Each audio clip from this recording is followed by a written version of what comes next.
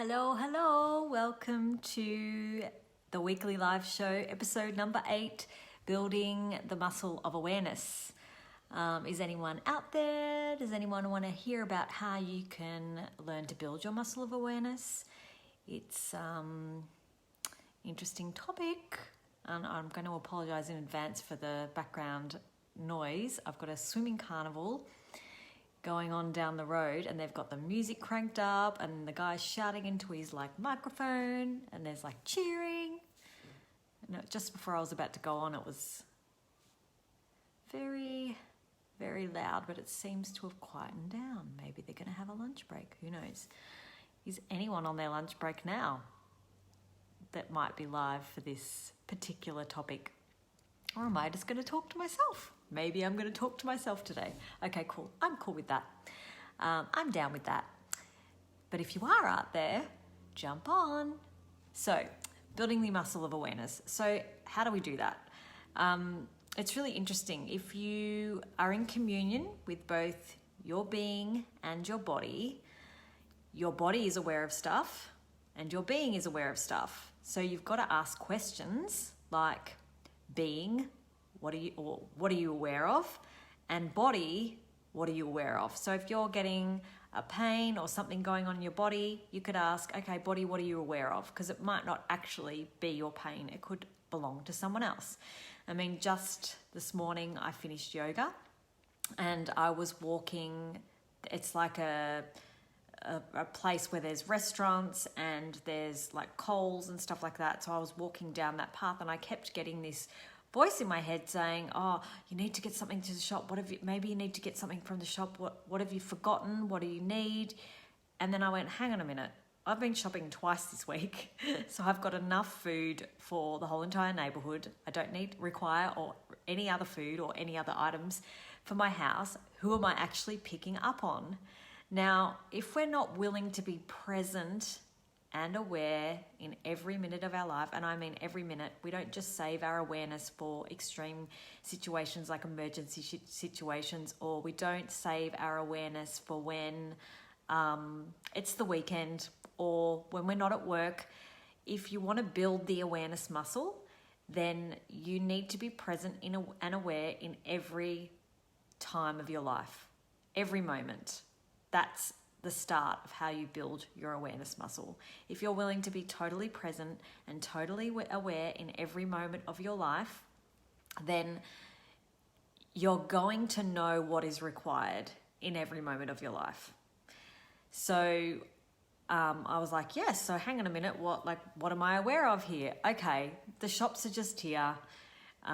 There's other people that are probably going to the shops or the supermarket and they're like, what do I need? What do I require? Do I need something at home? I'm picking up, because I'm a psychic SpongeBob of magnitude, I'm picking up on everyone else's thoughts, feelings and emotions, thinking that they're my own in that moment. And if I acted on it, I would have found myself, strolling around the supermarket, wasting time, perhaps buying something that I didn't really require. And I could be focusing my attention on other things like creating, which is way more fun for me.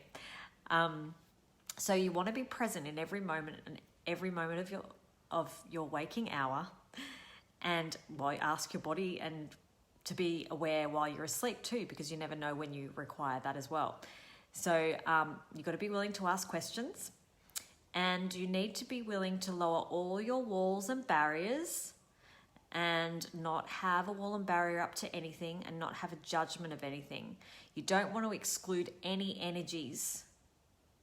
So no exclusion. You want to include all the energies that are available to you, because then you can be present and aware with everything that's going on around you. If you're excluding energies, you won't know what is required in that moment. So you can ask questions like, what energies am I excluding that I could be including that would allow me to be more aware? So that's one question you could ask to expand your awareness. So what energies am I excluding that I could be including that would allow me to be more aware? And if you include everything, you can be aware of everything. And so you also want to be interesting point of view about what you're aware of too, because anytime you make anything significant, then it's holding you captive and you've gone into conclusion and you can't be aware of what else is possible beyond that, right? So we go into significance about all sorts of things. And it cuts off what else you know and what you can be aware of. So we go into the significance about things like the full moon, right? Oh, it's the full moon, so therefore everyone's going to act crazy. I'm going to be crazy. I'm not going to feel my best. I'm not going to be able to function properly. You know, they're all conclusions. If you ask, well, what could the full moon contribute to you and what do you know about the full moon, then a totally different possibility could open up that's available to you, rather than going into, you know, it's a full moon, Mercury's in retrograde, therefore everything is going to go backwards. I'm not going to be able to get anything done in my business at the moment because Mercury's in retrograde. I mean, I used to function from that before I came to Access and learnt the tools.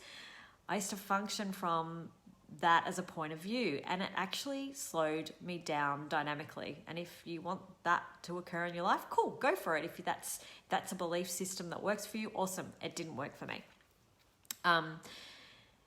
So we could ask a question like, what have I made significant here that is creating my fixed point of view? So your fixed point of view is, there's a full moon, therefore everyone's going to be crazy. There's a full moon, therefore it's going to affect how I show up today. It's a full moon, therefore that's why I'm tired, right? All conclusions. So what have you made significant that is creating your fixed point of view, which can allow you to have more space and more possibility with whatever you've made significant. You also, to build your muscle of awareness, you also want to trust. Hi, Helen, how are you going? Oh my God, someone's watching. I've been rattling on for 7 minutes just talking to thin air. So thank you for coming on. I really appreciate it. So also to build your muscle of awareness, you want to trust your knowing. So if someone tells you something completely different, you want to ask, is that actually true for me? Right? Rather than buying their point of view as true and real and negating what you actually know. Because what you know is far greater than you're willing to acknowledge.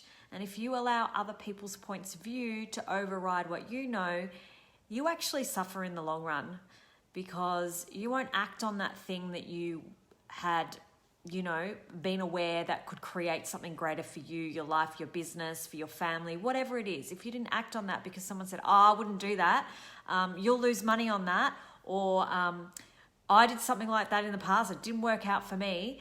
They're all fixed points of view. They're all conclusions. And if you're aware of something that's far different from what anyone else is willing to know, then that's your choice to act on that. And what could be possible if you really stepped into your knowing and really trusted what was available to you. I mean, imagine that. Your whole world and life could expand dynamically. How many times have we not done something and not chosen something because someone had a point of view about it, negating what we know? So if you want to be more aware, you have to trust. You have to trust, and you have to trust what you know. So I'm going to say 3 times trust, because that's like a really big one. Trusting you is huge. So a question you could ask with that is ask, what do I know and what am I aware of? And if I didn't make anyone or anything greater than me, that would increase my level of awareness. Oh my God, I can't even say that word. That would increase my level of awareness and knowing dynamically. So I'll ask that question again. So what do I know and what am I aware of? And if I didn't make anyone greater than me or anything, how would that increase my level of awareness and knowing so dynamically? And you could also ask, what capacities with my awareness am I not acknowledging and not choosing? So what capacities with my awareness am I not acknowledging and not choosing, right? So everything that is, like, totally like tap into the energy of that, because you'll know what it is for you. And that's a really great question to ask, because then you can expand the areas of where you're stuck and holding yourself back from what you are actually aware of. And you could also ask, if I allowed myself to be as aware as I truly be, what would be possible for me?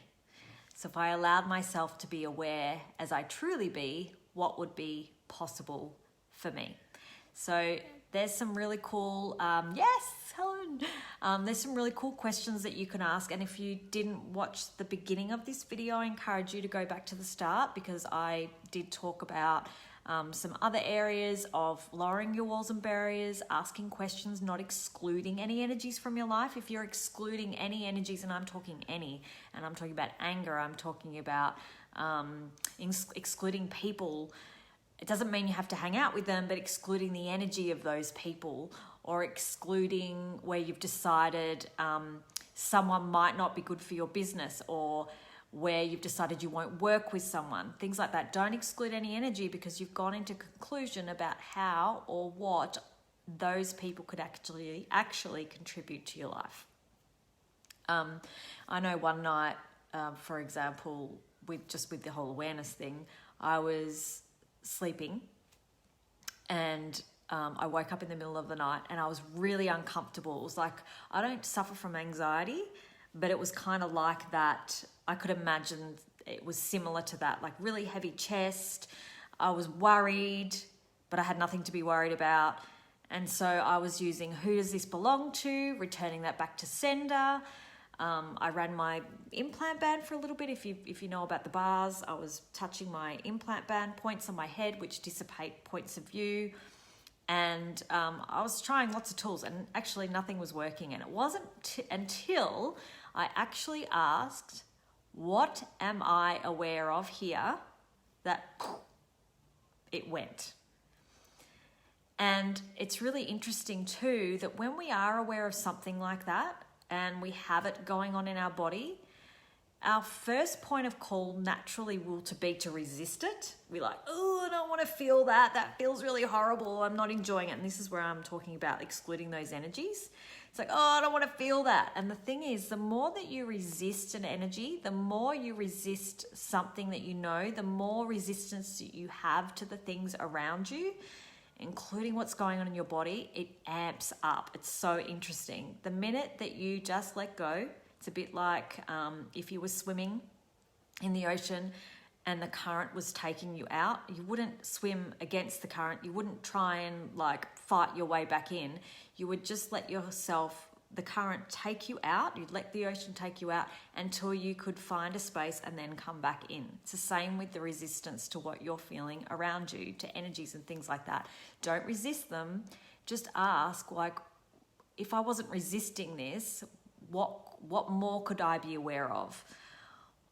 What else could I know? What other information could come in to assist me and contribute to me?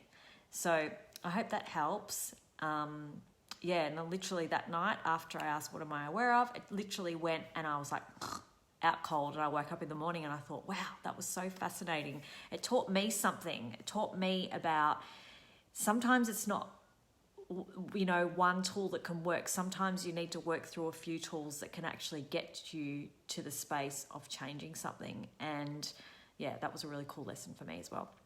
So thank you for listening. Thank you, Helen, for coming on. I really am so grateful for you.